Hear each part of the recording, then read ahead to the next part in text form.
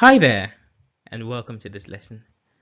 Now, in this lesson, we're learning about quadratic equations, okay? And under quadratic equations, we'll be learning the factorization method.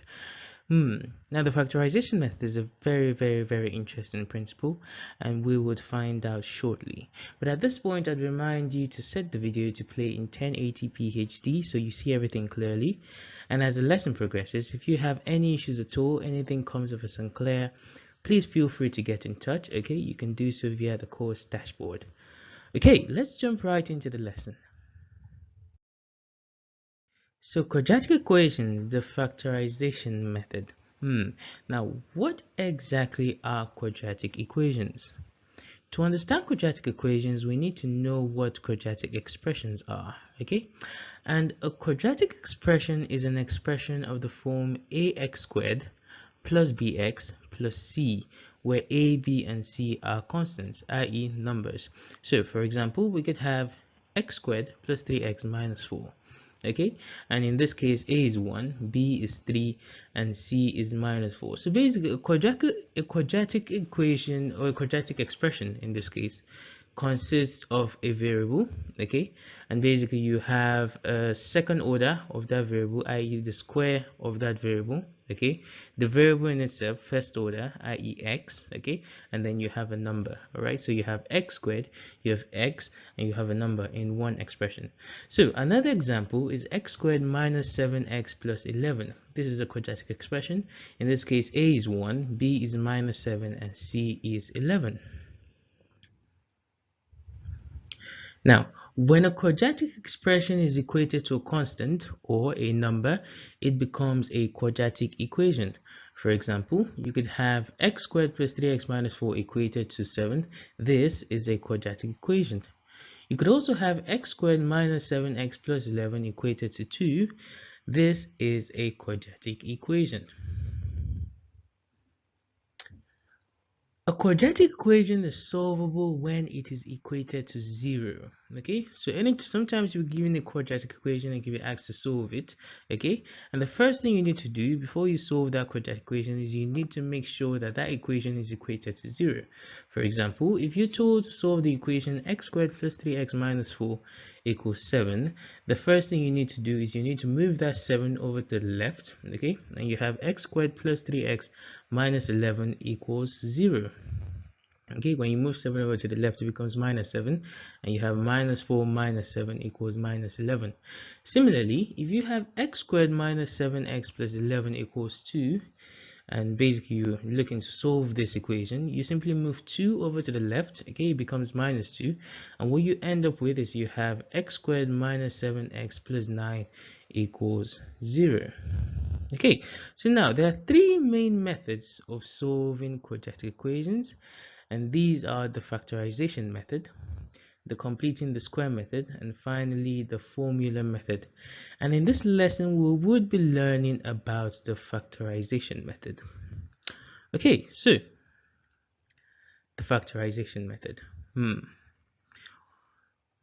How do we solve quadratic equations using the factorization method? Now, to explain this, I need you to pay very close attention. Okay, so look closely.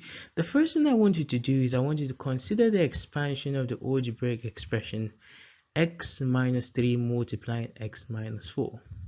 Okay, this is very simple to do. So you have x minus 3 multiplying x minus 4. How do you expand this? It's an expression and you need to expand this. So basically you have that x, you take x minus 3, you take the x there, x multiplying x minus 4, and then you take the minus 3 multiplying x minus 4. So basically from x minus 3, you pick out the x multiplying x minus 4, and then you take out the minus 3 multiplying x minus 4. And when you solve this out, you have x times x will give you x squared, x times minus 4 will give you minus 4x, minus 3 times x will give you minus 3x, and minus 3 times minus 4 will give you plus 12. And you can solve the like terms in the middle there, and what you have is you have x squared minus 7x plus 12. And if you look closely, that is a quadratic expression. Now, I can actually equate this quadratic expression to 0 and it would become a quadratic equation. So, consider the quadratic equation x squared minus 7x plus 12 equals 0. Now, move away from what we just did, okay? Let's assume you were given a quadratic equation x squared minus 7x plus 12 equals 0, okay? And you were told to solve this quadratic equation. Now, if you look back at what we just did, okay, you'd find that x squared minus 7x plus 12 equals 0 could be written as x minus 3 multiplying x minus 4 equals 0, because x minus 3 times x minus 4 is the same as x squared minus 7x plus 12. Now, here's something else to consider. If you multiply 2 by 0, or 2 times 0, it gives you 0, okay? And if you multiply 0 times 2, it gives you 0. Now, something very odd about 0 is the only way you obtain a product 0 from multiplying any two numbers is if one of those two numbers is 0. You can never multiply 1 and 5 to give you 0. You can never multiply two non-zero numbers to give you 0. The only way you end up with a result 0 is if either of the two numbers, one of the two numbers, is 0. So now, if we apply this to what we just did previously, now we have that x minus 3 multiplying x minus 4 equals 0. So you have that x minus 3 is multiplying x minus 4, it multiplying x minus 4, and the result is 0.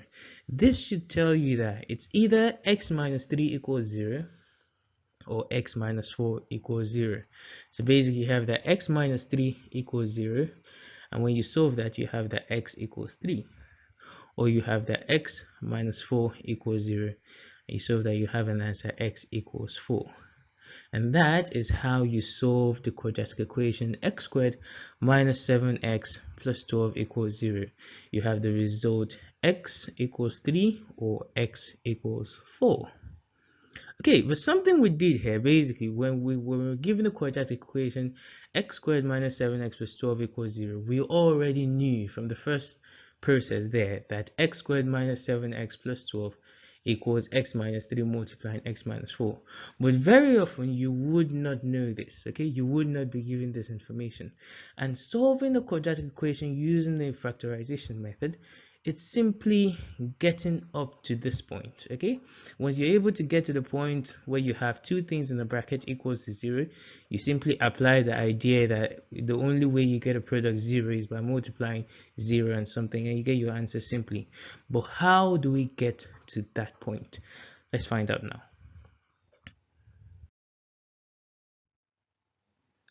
So I have an example here, example 1. And example 1 says, using the factorization method, solve the quadratic equation x squared minus x minus 6 equals 0. Okay, so how do we go about doing this? Now, when you have an equation like this, the first thing you want to do is you want to multiply the first and the last term. Okay, so we have three terms in our quadratic equation, the first term being x squared, the second term being minus x, and the last term minus 6. Okay, now the first thing we want to do, we take the first term x squared and the last term minus 6, and we multiply them. So minus 6 times x squared equals minus 6x squared. Now, the next thing we're going to do, now this is where the middle term comes in, is we find two terms that when we multiply, we get the result from step 1, minus 6x squared. And when we add them together, we get minus x, the middle term, okay? And I'll tell you now that those two terms are minus 3x and 2x, okay? Because when you add minus 3x and 2x together, you get your middle term, minus x, okay? And when you multiply them, you get your result from step 1, minus 6x squared. So here we have two terms where the sum of these two terms give us the middle term in our quadratic equation, and the product of these two terms give us the product of the first and last term in our quadratic equation. So from this point, what do we do? Now, the next thing we want to do, step 3, is basically we have the quadratic equation x squared minus x minus 6 equals 0. We're going to substitute our result from step 2 for minus x in the equation. Reason being, minus 3x plus 2x equals minus x. So anywhere we have minus x, we can go ahead and put minus 3x plus 2x. So x squared minus x minus 6 equals 0 becomes x squared minus 3x plus 2x minus 6 equals 0. Now that we have that, we can go ahead and group our terms. Okay, so we have 4 terms here. Okay, and I'm just going to use these brackets to group them. So I have the first group x squared minus 3x, and the second group 2x minus 6.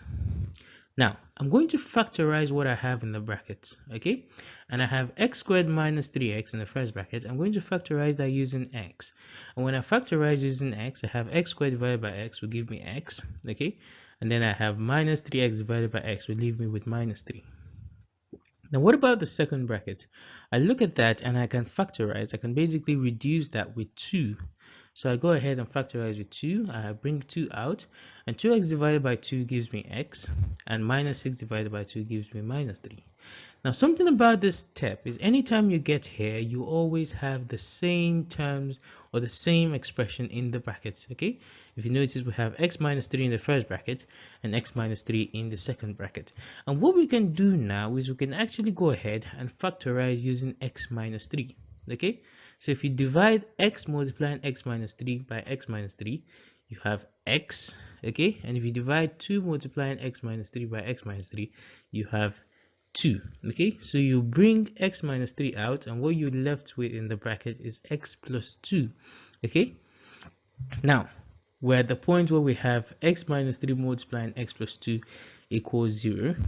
Okay, and now we can go ahead and apply our law. Okay, because we have x minus 3 multiplying x plus 2 equals 0, we can go ahead and say x plus 2 equals 0, x equals minus 2. Okay, and x minus 3 equals 0, x equals 3. And that is how we solve the quadratic equation x squared minus x minus 6 equals 0. Very simple, very straightforward. Let's move on. Now example 2. And example 2 says solve using the factorization method, solve the quadratic equation 2x squared minus 7x plus 3 equals 0. Okay, so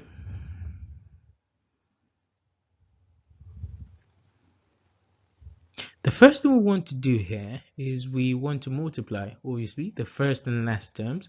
Now the first term in this case is 2x squared, the last term is 3, okay, and we multiply them, and what we have is we have 6x squared.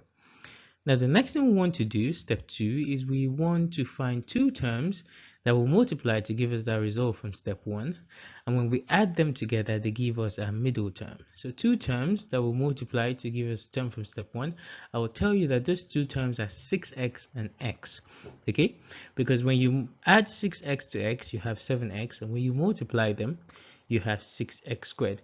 Now the way you go about doing this is you actually look at the result from step 1, okay, and then you identify all the factors you identify all the factors from step of the result from step 1. So you have 6x squared. The factors of 6x squared, we have x, we have 2x, we have 3x, we have 6x. Okay, and then you look at all these factors and you find which of these two factors, which of these factors. You also have the negative numbers as well. Basically you have x and minus x, 2x and minus 2x, 3x and minus 3x, and 6x and minus 6x. All of these can divide 6x squared. Okay, now you look to find which two of these factors you'd add to give you 7x. Okay, and basically you identify that as 6x and x. Okay, now we can now go ahead and substitute 6x plus x for 7x in our equation. So we have 2x squared plus 7x plus 3 equals 0. We can go ahead and replace 7x with 6x plus x. And what we have is we have 2x squared plus 6x plus x plus 3 equals 0. Okay, now that we have that, we can go ahead and group them. Okay, we'll group them in twos. we factorize. Okay, we factorize the first expression using 2x, you end up with x plus 3, and you factorize, basically you already have x plus 3. When you get to this step, if you ever have a situation where you can't factorize, you just factorize with 1. Okay, because you always have to factorize with something. Well, x plus 3, there's no common factor there, so you just factorize it with 1. Okay, so we have 1, and basically what we end up with is we have 2x plus 1 multiplying x plus 3. And now that we have that, our final step would tell us that 2x plus 1 multiplying x plus 3 equals 0. Either 2x plus 1 is 0 or x plus 3 is 0. And you have that 2x plus 1 is 0, x equals minus 1 over 2. X plus 3 is 0 and x equals minus 3. So the solution to the quadratic equation 2x squared plus 7x plus 3 equals 0 is x equals minus 1 over 2 and x equals minus 3. Bye for now.